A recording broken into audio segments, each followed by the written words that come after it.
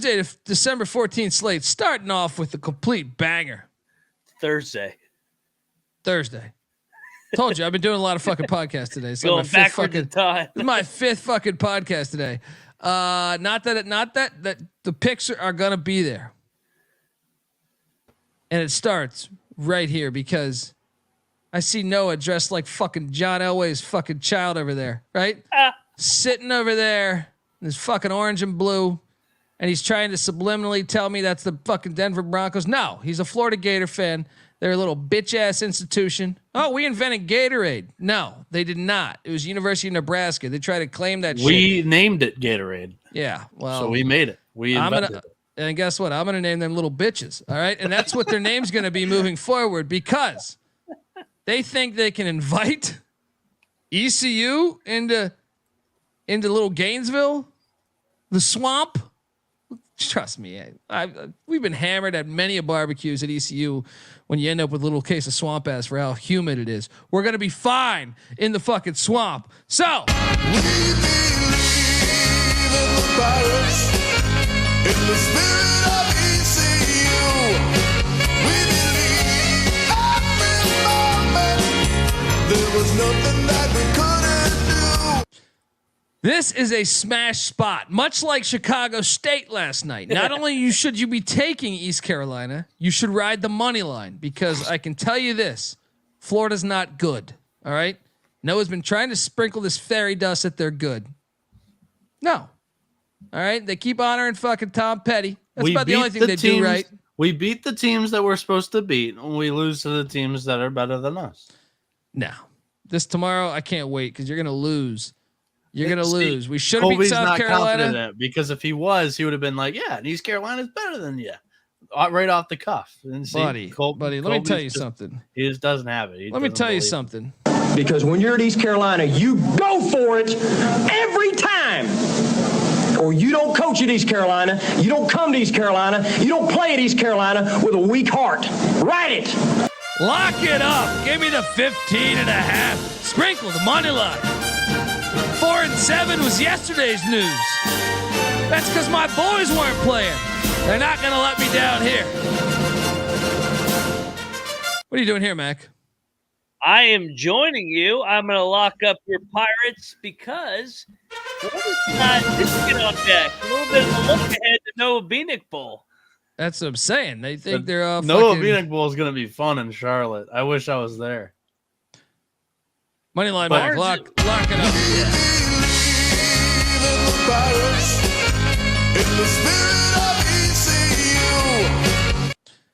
And That's Barnes' team's always fucked with Florida. Schwartz, a disciple of Rick Barnes. He's familiar with these Gators. They're gonna be in this game. They're live. Let's go.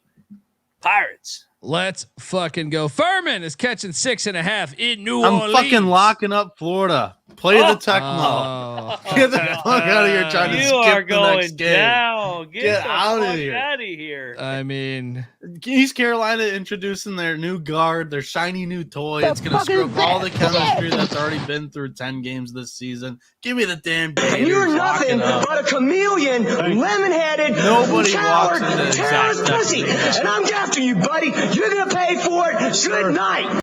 Play me Tom Petty. would you rather hear "We Believe" And or ECU's Tom? free falling. Tom Petty didn't even go to college at Florida. They're like, "Oh, he's from Gainesville. We just got to play him." Say, what the fuck? No, I won't back down. Please, I don't want to lose any followers, dude. I love ECU tomorrow, man. On a serious note, I love ECU tomorrow. Let's go. We got a lock battle. ECU. I mean, no one wants to talk about how Ric Flair went to ECU, huh? You just don't want to do that, huh? Just don't want to do that. It's okay. How about the creator of the Golden Corral, ECU? All right. I'm not talking about the OK Corral. I'm talking about the Golden Corral. All right. South Carolina was a warm up on Saturday. This one's the real game. Should have fucking won that game outright. I know. Noah's he's gonna eat a big old bundle of shit. Furman's kitchen 6.5 at Tulane. I'm laying it with Tulane. What are you doing here? Man, I like Furman here. I think these two teams are even. I'm tempted to lock Furman. It's a hard slate. There's not many games. Yeah, I'll lock it. Let's go. I'm locking it. Let's go. Wow. They're going to be in this game. This could be a 1-possession game.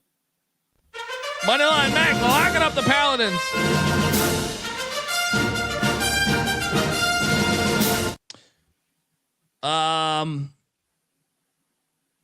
I think we should lock this. The Citadel is getting 14 or 13.5. Shop around at Charleston.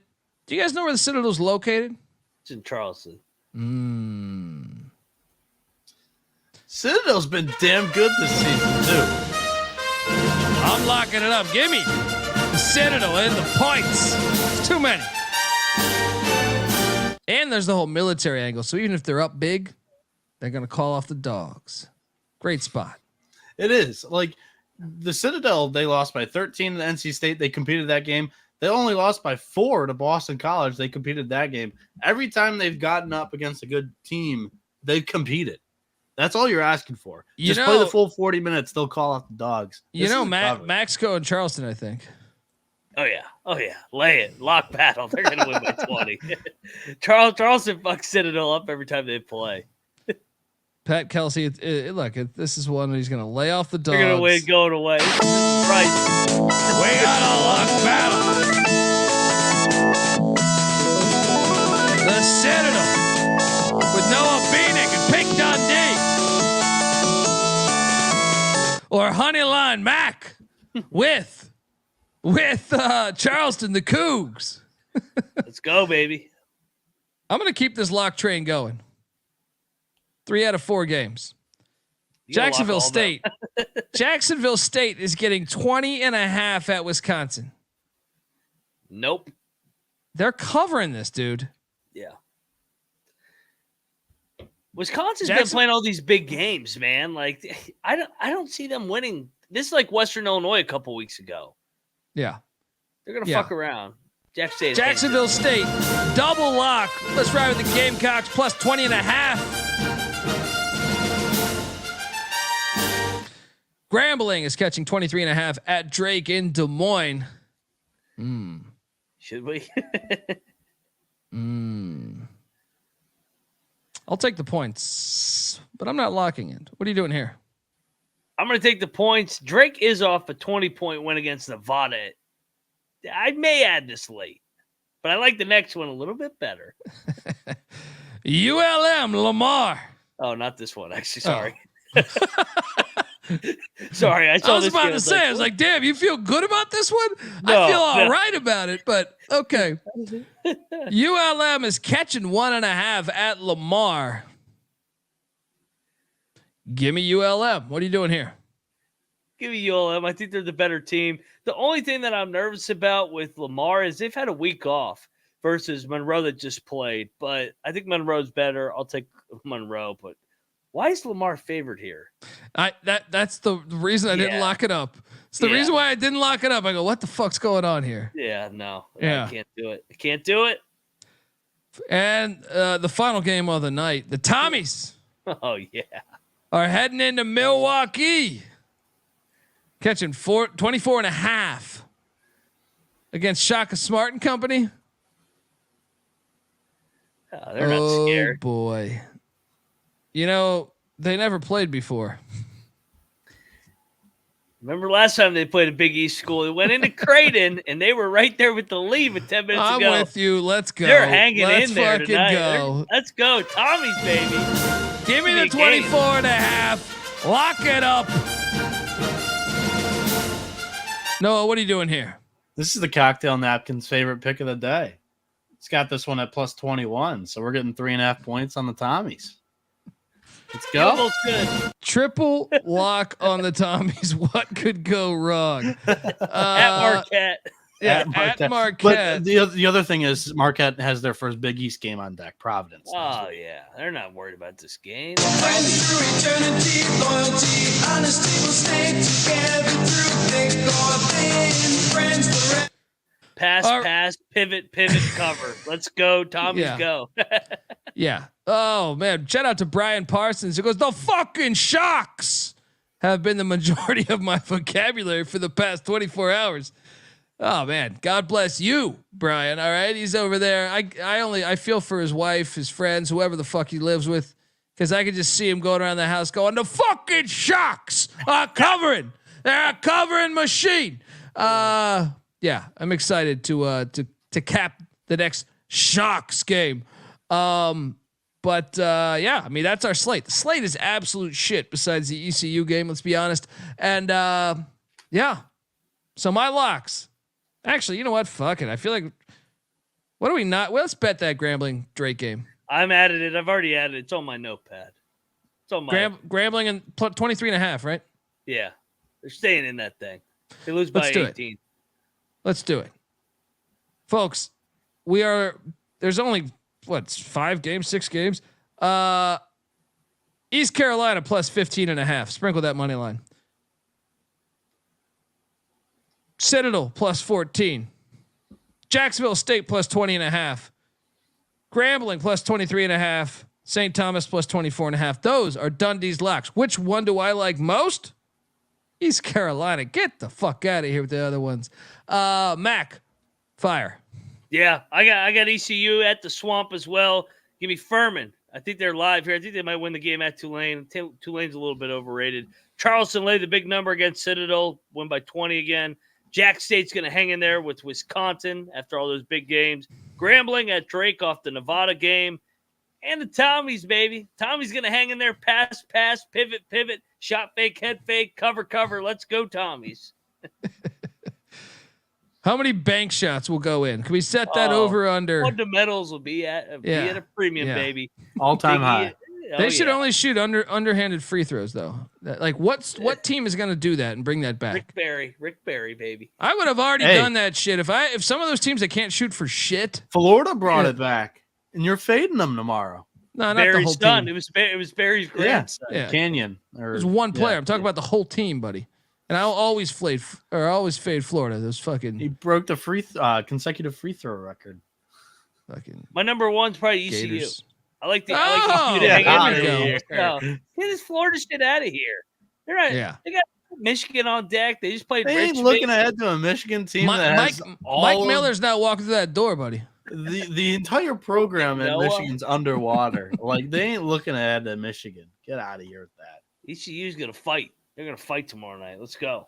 Noah, what's your locks? And what's the one you feel best about? All right, the Pirates are free falling in the swamp. Give me Florida. Lock up the points. Minus 15.5 with the Gators. The fuck is that?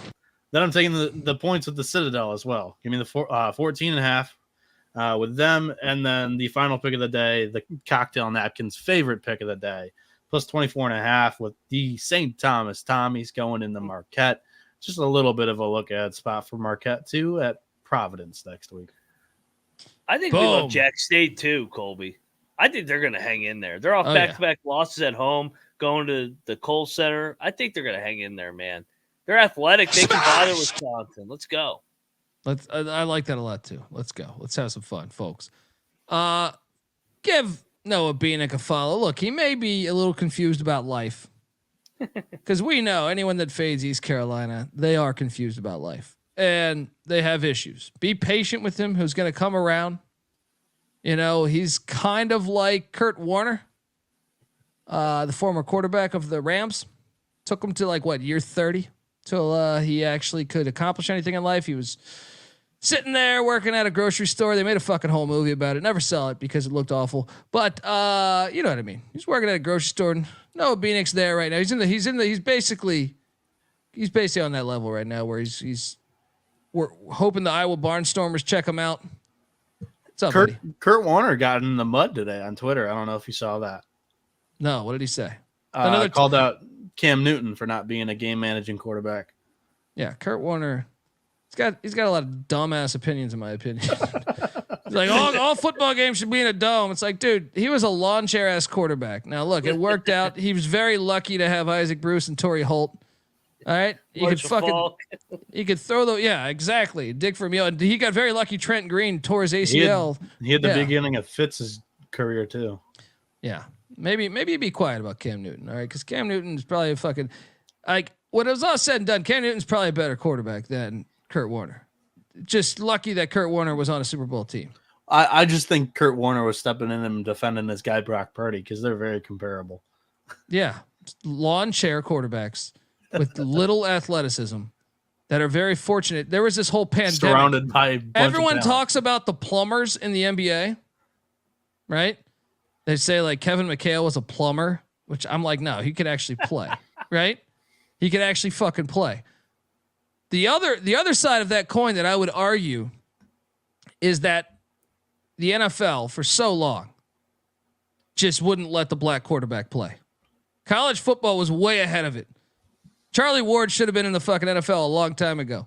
So not only the black quarterback, just the athletic quarterback. It's like we saw Steve Young happen once and they're like, whoa, right? And Randall Cunningham, whoa. But it was like you could only have one of those. And meanwhile, there was a pandemic in the 90s of just lawn chair-ass quarterbacks. Whoa, that guy can move. Mark Rippon for the Redskins winning a Super Bowl. That guy, it's impressive that he gets to tell his grandchildren that he was a professional athlete. I'll tell you that. It's impressive. So anyway, you know my point. There was a lot of lawn chairs. There were Phil Simms, all those guys. There was a lot of fucking lawn chair quarterbacks out there. Go look at the 90s. Dave Craig, you can go one by one on how many fucking lawn chair quarterbacks. There should be a 30 for 30. We should produce it because that and also the centers in the NBA. See, they say plumbers just because they look like it. I would argue and just say centers in like the 80s and 90s that got paid, like Chris Dudley and Felton Spencer and shit like that. But that's for another episode on another day.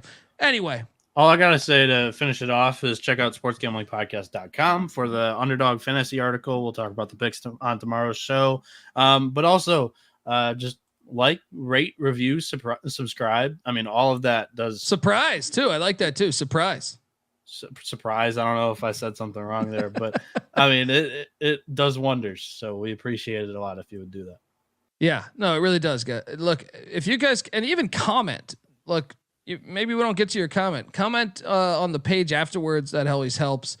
And if Colby doesn't get to your comment, he'll get to it on the show and call you out for it. And he's done that a couple of times. Yeah, it's a lot of fun. All right, so leave it afterwards. Yeah, Vinny Testaverde was the ultimate lawn chair. I mean, that was one. Even Drew Bledsoe was a fucking. I like Drew Bledsoe. I've met Drew Bledsoe. Nice guy. Lawn chair though. Lawn chair. There's a lot out there. We could do a whole episode on that. Until next time, folks. This is the college basketball experience. Till next time, you better start thinking about yours. And we out of here.